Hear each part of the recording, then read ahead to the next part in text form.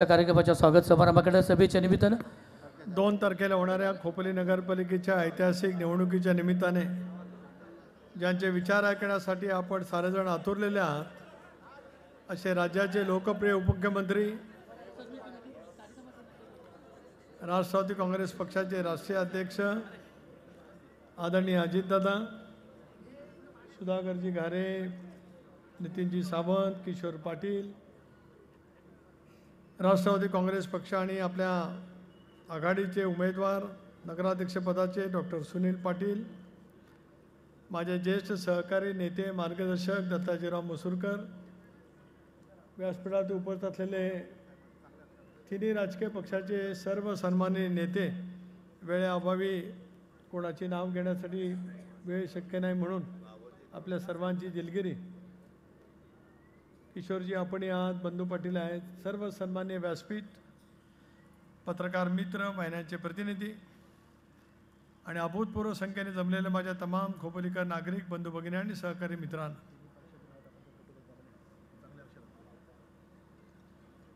2 तारखेला होणाऱ्या निर्णायक पैच्या निवडणुकीच्या निमित्ताने तमाम खोपोलीकरांना पुन्हा एकदा आम्हाला सर्वांना सेवा करण्याची संधी द्या ही विनंती करण्यासाठी या ठिकाणी आम्ही आलो.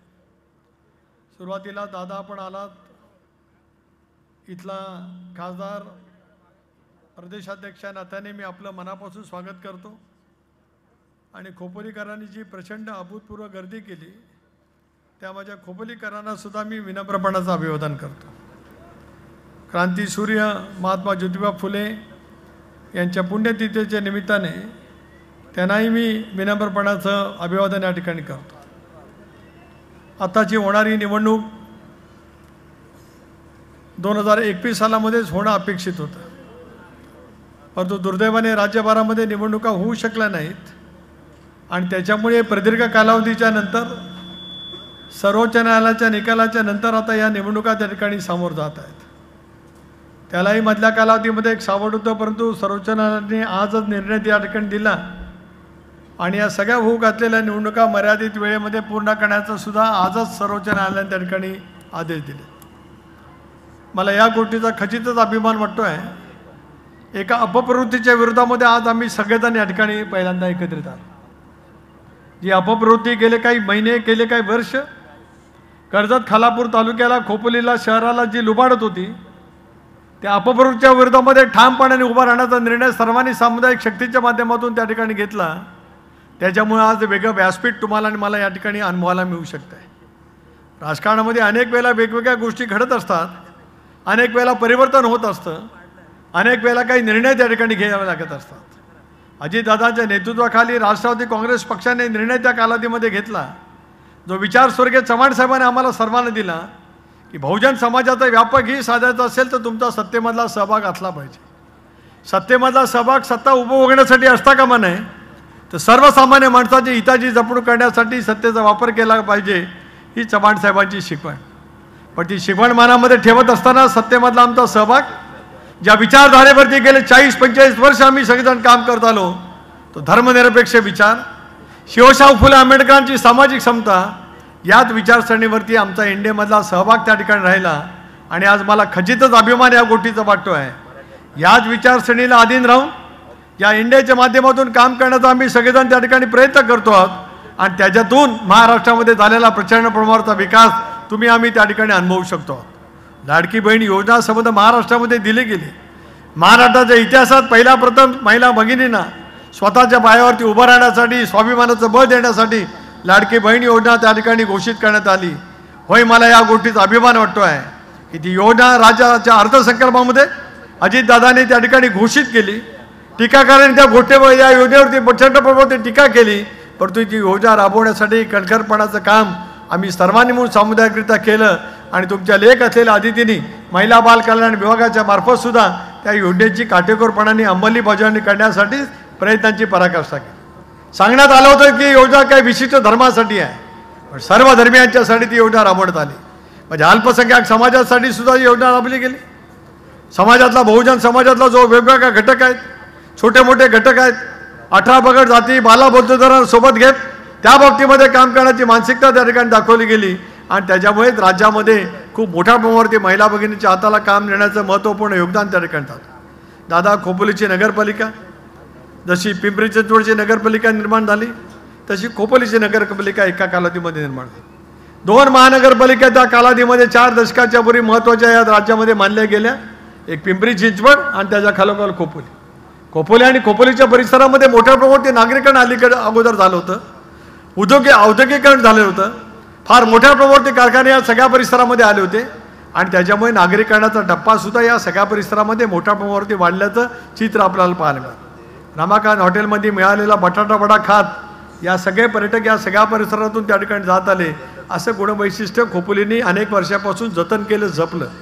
स्वर्गीय BL पाटील साहेबांसारखं दूरदृष्टी असलेलं नेतृत्व या सगळ्या परिसराला लाभलं आणि त्याच्यातून या सगळ्या परिसराला सुद्धा एक वेगळ्यापैकी झाडाळी आले आपल्याला त्या ठिकाणी पाहायला मिळू शकते. या सगळ्या कर्जत खालापूरला सुसंस्कृत विचारधारा, सामाजिक समतेचं उत्तमतेचं उदाहरण या माध्यमातून या सगळ्या परिसराला विधानमंडळात सुद्धा त्या ठिकाणी नेतृत्व मिळालं.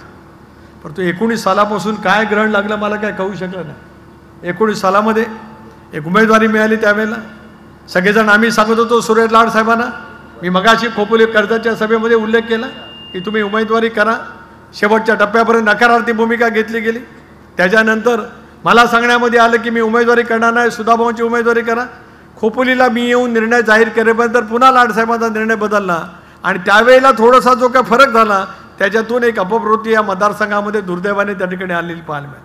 अलीकडच्या कालावधीमध्ये काय आपण पाहतो, मी कोणावरती टीका टिप्पणी करण्यासाठी या ठिकाणी मसुरकर साहेब उभा नाही, पण स्वच्छ अंतकरणाने एखादी भूमिका आम्ही सर्वजण त्या ठिकाणी घेतो आहोत.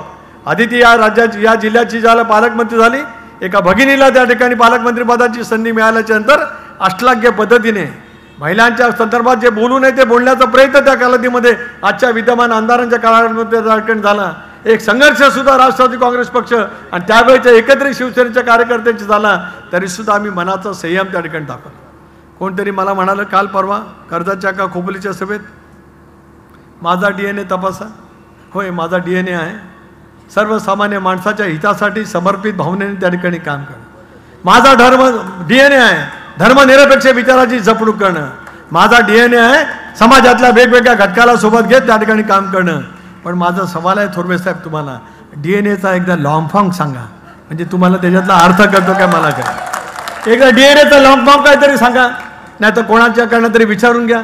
त्याचा लॉंग फॉर्म तुम्हाला जर का इंग्रजीमध्ये बोलता आला आम्हाला आनंद होईल, त्याचा अर्थ सांगता आला तर आनंद येईल. तुमचा DNA मी सांगतोय, आज तुम्ही सगळेजण या व्यासपीठावरती आहात.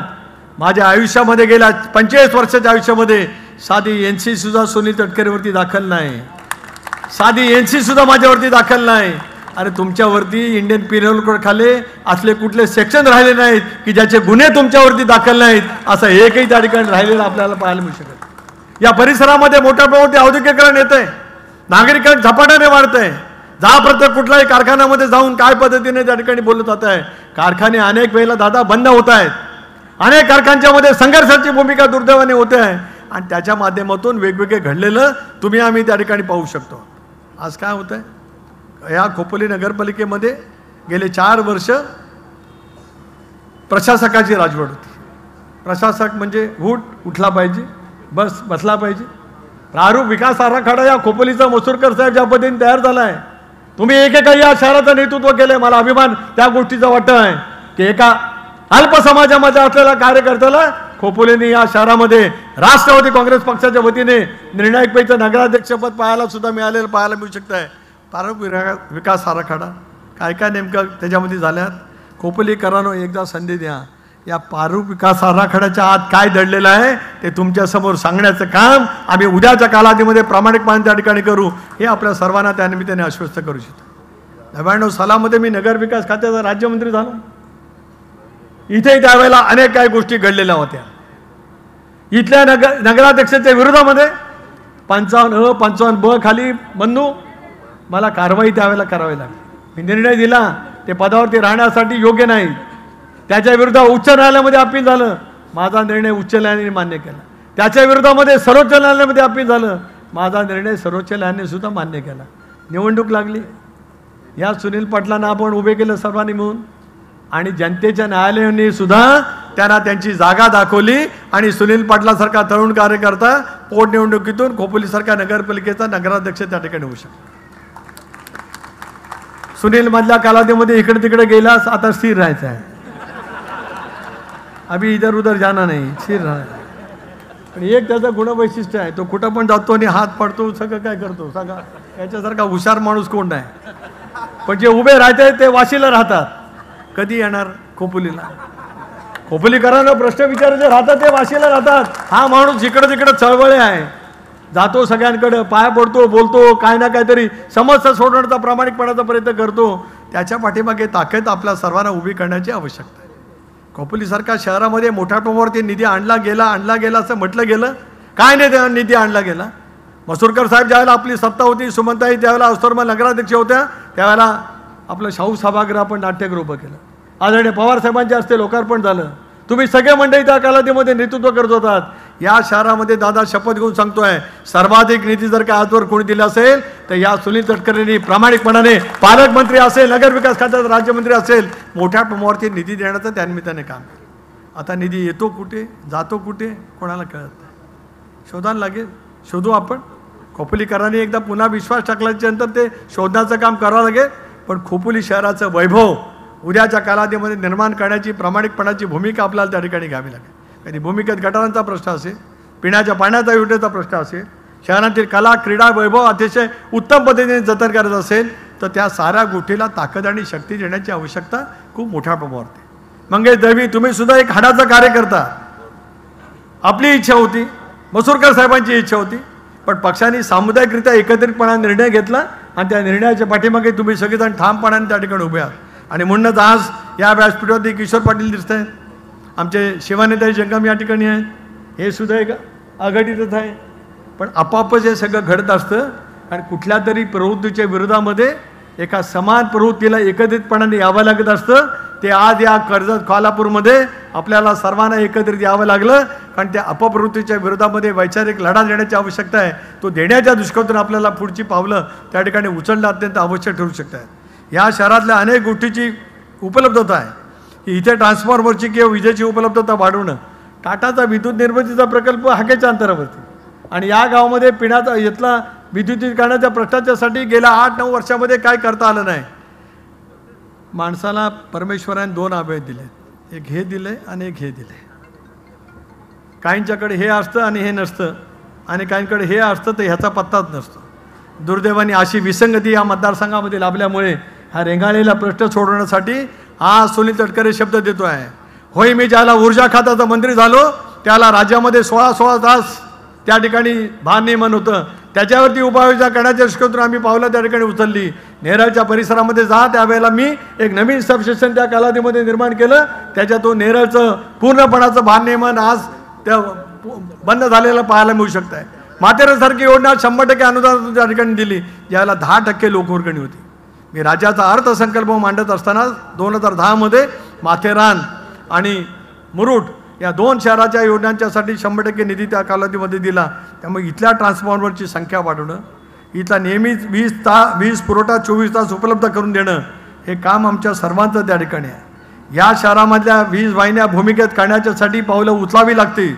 या शहरातल्या नियमित पाण्याचा शुद्ध पाणी देण्याच्या दृष्टिकोनातून सुद्धा पावलं त्या ठिकाणी उचलावी लागतील. भूमिगत गटारांचा प्रश्न असेल, हे जे काही या ठिकाणी दिलं गेलेलं आहे, हे काम खरं तर गेल्या 4 वर्षामध्ये करता आलं असतं, पण ती करण्याची मानसिकता दुर्दैवाने दाखवली गेली नाही. आणि म्हणूनच इथल्या काही प्रशासकांना हाताशी धरून वेगवेगळे खेळखंडोबे करण्याचा जाणीवपूर्वक प्रयत्न त्या ठिकाणी केला जातो आहे.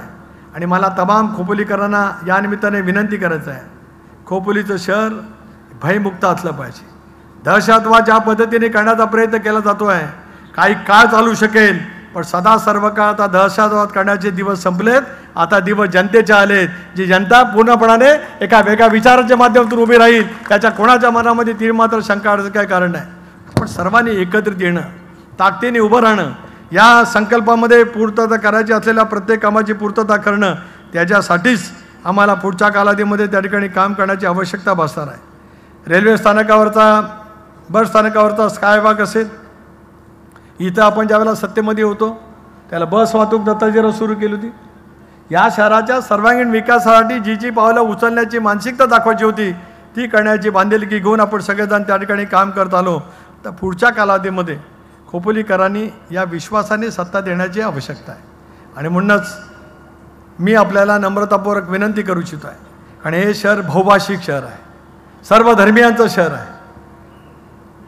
18 पगड जाती बाला बोलतोवरून घेऊन आपण या शहरामध्ये आयुष्यभरामध्ये त्या ठिकाणी एकत्रितपणाने या शहराने एक वैभवशाली परंपरा त्या ठिकाणी निर्माण केलेली आहे. आज उत्तर भारतीय नागरिक असतील, आज वेगवेगळ्या समाजाचे वेगवेगळ्या धर्माचे नागरिक असतील, या सर्वांनाच अधिक सुरक्षिततेच्या माध्यमातून आपलं सुखकर जीवन यासारख्या शहरामध्ये उभा करण्याच्या दृष्टीकोनातून ताकद आणि शक्तीची आवश्यकता आहे. होय, मला अल्पसंख्याक समाजातल्या सर्व सहकार्यांनी या निमित्ताने सांगायचं आहे, आम्ही एनडीएमध्ये गेलो, हा प्रश्नचिन्ह त्यावेळेला उभा केला, पण आजही आम्ही दावा करतो आहोत एनडीएचे आम्ही घटक आहोत. काल होतो, काल म्हणजे 2 वर्षापूर्वी, आज आहोत आणि उद्याच्या भवितव्याच्या कालावधीमध्ये सुद्धा एनडीएचे घटक पक्ष म्हणून आम्ही त्या ठिकाणी काम करणार आहोत. पण आमच्या धर्मनिरपेक्ष विचाराला सोबत घेत काम करणार आहोत. मला या गोष्टीचा अभिमान वाटतो आहे. कुणी जाहीररित्या याचं विश्लेषण करण्याचा प्रयत्न करावा की अजितदादांनी अल्पसंख्याक समाजाला याच महायुतीच्या सरकारच्या माध्यमातून सर्वाधिक पैसा निधी उपलब्ध करून दिला, त्याच्यातून आज माझ्या राज्यातल्या अल्पसंख्याक समाजासाठी मोठ्या प्रमाणावरची निधीची उपलब्धता त्या ठिकाणी होते. ओबीसी घटकांच्यासाठी सुद्धा काम करण्याचे आम्ही सगळेजण त्या ठिकाणी मानसिकता दाखवतो आहोत. या कामाला ताकद आणि शक्ती देण्याचं काम पुढच्या कालावधीमध्ये आपल्याला सर्वांना करायचं आहे. त्याच्यासाठीच खोपोलीकरांना मी विनंती करू इच्छितो आहे की जी आज आम्ही आघाडी या ठिकाणी उभी केलेली आहे, त्या आघाडीच्या पाठीमागे ताकद आणि शक्ती आपल्या सर्वांची उभी राहावी, एवढंच आज या कार्यक्रमाच्या निमित्ताने या ठिकाणी मी आपल्याला सांगू इच्छितो आहे. शेवटचे 2-3 दिवस सावध राहण्याची आवश्यकता आहे. इकडून तिकडून गोळा केलेलं इथे येऊन खोपोलीकरांचा स्वाभिमान विकत घेण्याचा प्रयत्न, काही अपप्रवृत्ती करण्याचे शक्यता नाकारता येऊ शकत नाही. खोपोलीकरांचा स्वाभिमान, खोपोलीकरांचा अभिमान, खोपोलीची अस्मिता आणि उद्याचं तरुणाईंचं भवितव्य हे जर का आपल्याला योग्य पद्धतीने टिकवायचं असेल तर यावेळेला अचूकपणाने आपल्याला मतदान करण्याची आवश्यकता निश्चितपणाने आहे. त्यामुळे लांब कुठेतरी राहणारा नागरिकाला नगराध्यक्ष करायचं का सतत लोकांच्या प्रवाहामध्ये अतिशय विनम्रपणे काम करणाऱ्या सुनील पाटलांच्या पाठीमागे उभं राहायचं. मला विश्वास आहे की घड्याळाच्या चिन्हावरती उभा राहणाऱ्या सुनील पाटलांच्या पाठीमागे ताकद उभी करून या शहराच्या परिवर्तनाच्या कामामध्ये आपण सर्वजण निश्चितपणाने त्या ठिकाणी यशस्वी होऊ. आज मसूरकरजी तुम्ही उभे राहिलात याच्याबद्दल मला समाधान आहे. एक जुनं जाणतं नेतृत्व नगरपालिकेमध्ये ज्या वेळेला येतं, वयाच्या विचाराच्या पलीकडे जाऊन खोपोलीचे माझे ऋणाचे बंधाचे संबंध आहेत.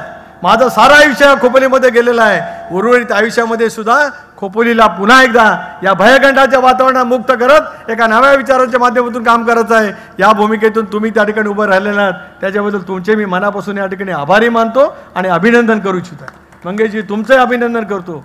शिवसेना, शेतकरी कामगार पक्ष, थोडंसं मधल्या कालावधीमध्ये गैरसमज निर्माण झाले, पण तुम्ही सगळेजण एकत्रितपणाने बसलात, निर्णायक पद्धतीची भूमिका त्या ठिकाणी घेतलीत आणि त्या माध्यमातून आपण एकसंघ पुन्हा एकदा झालो. व्यक्तिगत मानापेक्षा खोपोलीची अस्मिता आमच्या सर्वांसाठी मोठी आहे. हा मनाचा मोठेपणा व्यासपीठावरती बसलेल्या तिन्ही राजकीय पक्षाच्या सर्व नेत्यांनी दाखवला. त्याच्यामुळेच एक बदललेला प्रवाह आम्ही त्या ठिकाणी पाहू शकतो.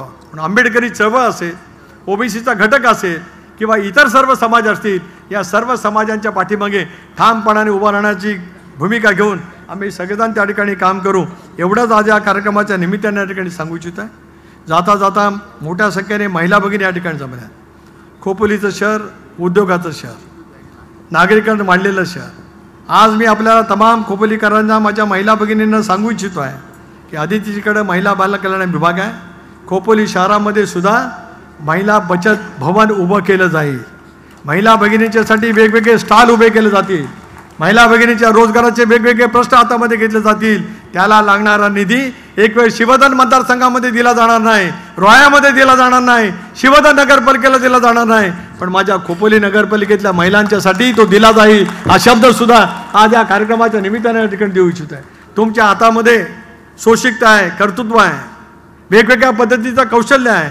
त्या सर्वात कष्टाला आणि त्या कौशल्याला वेगळा आधार देण्याचं काम उद्याच्या भवितव्याच्या कालावधीमध्ये आम्ही सगळेजण करू. आणि आमच्या पाठीमागे अजितदादांची ठामपणाची ताकद त्या ठिकाणी उभी आहे.